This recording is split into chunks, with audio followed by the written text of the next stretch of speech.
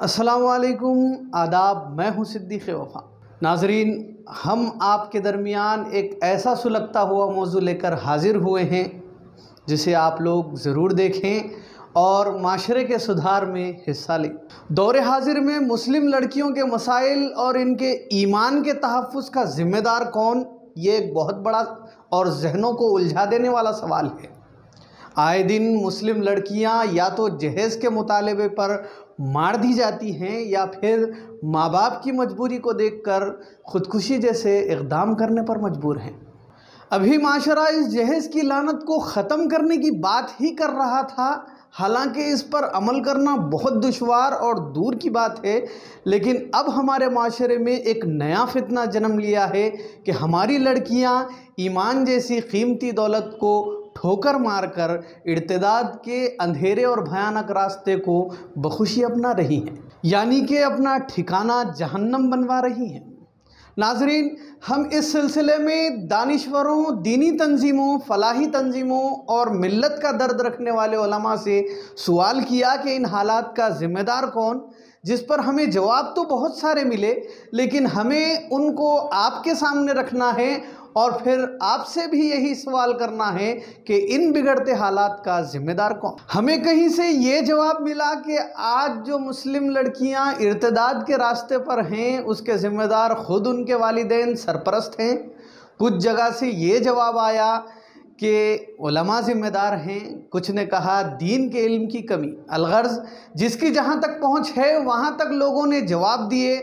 हम थोड़ा सा यहाँ आप तमाम नाजरीन से भी ये सवाल करना चाहते हैं कि मुस्लिम लड़कियों के बिगड़ते हालात का ज़िम्मेदार कौन। नाजरीन, वालिदैन के बारे में अगर बात की जाए तो सबसे पहले आपको बता दें कि कोई भी वालिदैन इतनी हद तक लापरवाह तो नहीं हो सकते कि अपने बच्चों को जन्नत के रास्ते से हटता देखकर जहन्नम के रास्ते चलने दें, या इतने बेखबर भी नहीं होना चाहिए कि औलाद इर्तिदाद की राह पर निकल पड़ी हों और वालिदैन बेखबर रहें। बहुत सारी मजबूरियों के बावजूद भी हाल ही में पेश आया एक वाक़ये का भी ज़िक्र करना हम यहाँ ज़रूरी समझते हैं कि हमारे शहर निज़ामाबाद की एक मुस्लिम लड़की हाल ही में गैर मुस्लिम लड़कों के साथ तफरीही मुकाम पर पकड़ी गई, जिस पर कुछ नौजवानों ने इस मामले की छानबीन की, जिसके बाद उस लड़की ने जब अपनी मां से फ़ोन पर नौजवानों से बात करवाई तो मां के अल्फाज ये हैं कि हाँ, वो मेरी बेटी है और मैंने ही उन गैर लड़कों के साथ उसे जाने की इजाज़त दी है। नाजरीन, हमारा मानना ये है कि ऐसे वालिदैन बहुत ही कम होंगे जो जानबूझकर अपनी जवान लड़कियों को गैर मुस्लिम लड़कों के साथ सफ़र करने या घूमने फिरने की इजाज़त देते होंगे। बहरकैफ उलमा के बारे में बात की जाए तो सबसे पहले हम ये बता दें कि हर चीज़ में उलमा को ज़िम्मेदार ठहराना हमारी आदत बनती जा रही है और ये बुरी बात है। उलमा मसाजिद के मिंबरों से ये बोल बोल कर थक चुके हैं कि अपनी औलाद की तरबियत दीनी नहज पर की जाए।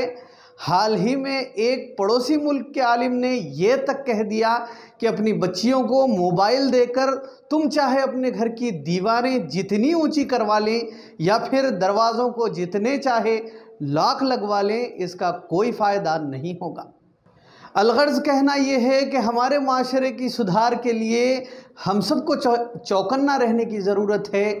हम सबको पहले अपने अपने घरों की, उसके बाद अपने मोहल्ले की, उसके बाद अपने बस्ती की, शहर की, मुल्क की तामीर में और माशरे के सुधार की कोशिश करनी चाहिए। आज की ये वीडियो का मकसद सिर्फ़ वक्त गुजारी नहीं या फिर किसी को तकलीफ़ देना नहीं, बल्कि माशरे में फैलने वाली बुराइयों की रोकथाम करना।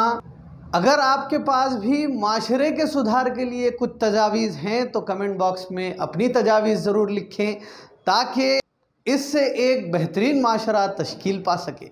अपना ख्याल रखें, पास पड़ोस वालों का ख्याल रखें। अब दें इजाज़त। अस्सलाम वालेकुम।